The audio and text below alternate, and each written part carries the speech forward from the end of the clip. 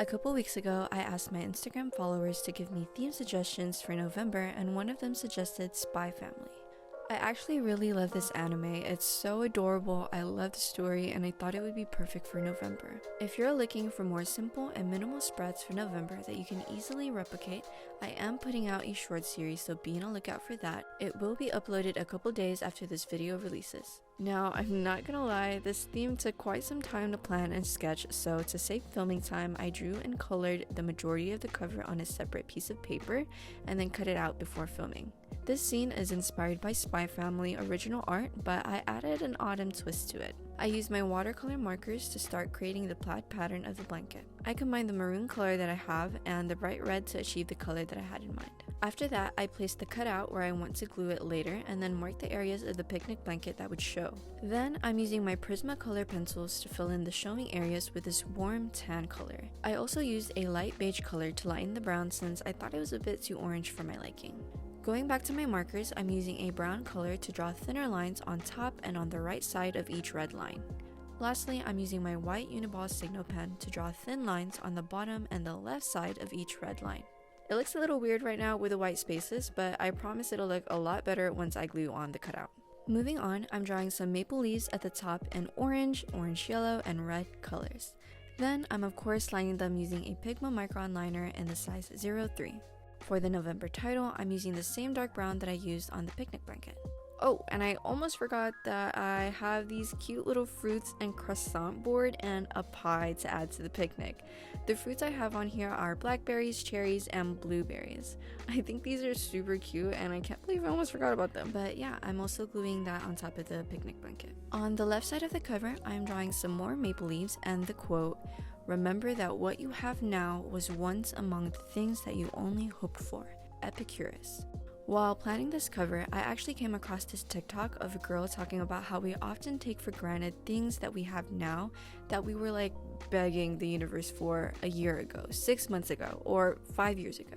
We wished and wished and wished that we can finally have it, and now, sometime later when we do, we're all of a sudden treating it like it's nothing or like it's not enough.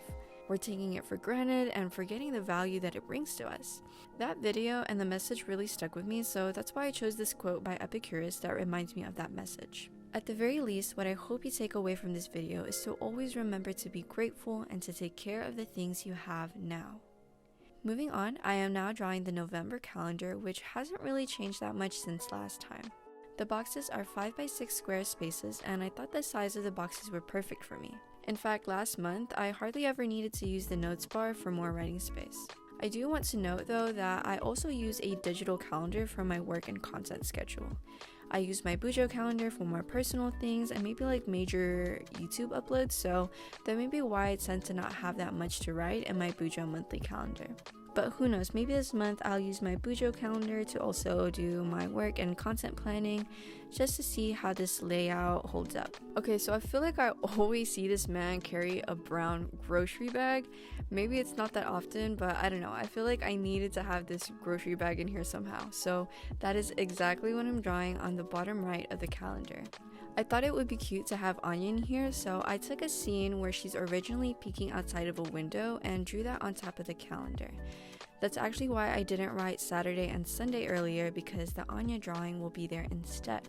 Lastly, I'm lining everything with my black liner. I always have this strong urge to line everything in black, and I don't know why, but it feels weird not doing it. I'm trying to get out of this phase, but I guess today's not the day. Onto the habit and mood tracker. The habit tracker is probably the least decorated page, and that is because I wanted to prioritize the functionality of it.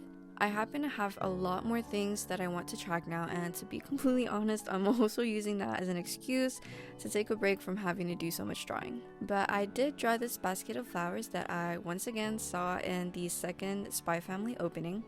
These are the same flowers that you also saw me draw sprinkled around in the previous pages.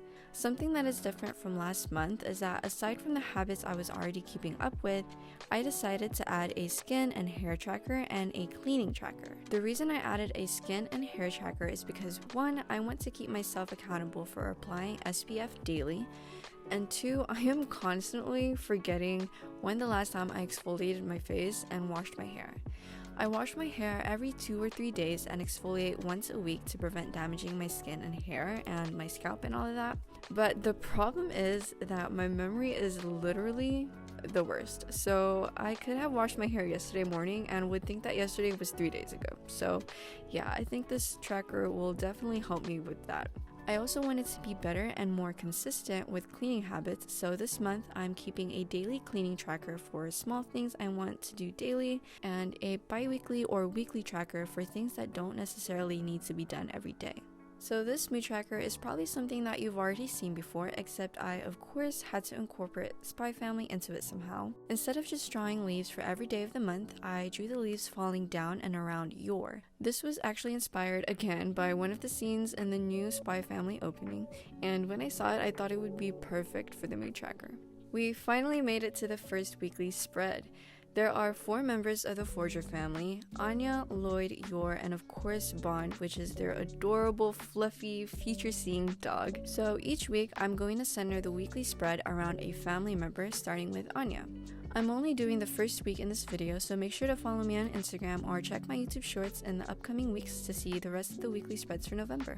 I'm first drawing a mini calendar and 2 Anyas where there will be empty spaces. The one under November is just your normal, adorable looking Anya with her little mug in her hands. On the bottom right, instead of drawing a regular cute face Anya, I really wanted to include one of her derpy meme faces, so that's exactly what I'm doing here. I couldn't get it to look right the first time, so I had to use a white pen to clean it up and try again and again, and yeah, okay, that looks close enough. I'm keeping the coloring a bit more simple, so aside from her pink hair, I'm keeping everything else in black and white. After using the events tab in October, I realized that it was barely used and it was just taking up space in my spread. Plus, I feel more comfortable writing those events under each day anyways, instead of having its own section. For that reason, I'm no longer doing a separate events column. Instead, I decided to use that space to make a section where I can plan out my dinner meals.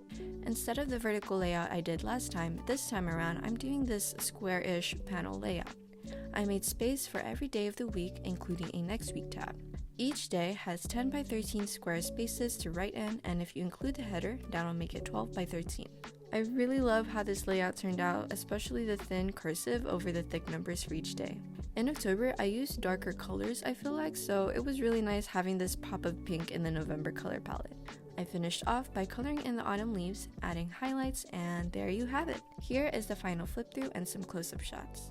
I really hope you guys enjoyed this month's plan with me. This theme was a lot for me to make, but I enjoyed every bit of it.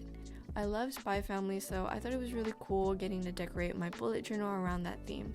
Again, if you're looking for a more simple November theme and setup, I will be putting out a short series for that starting in a couple of days.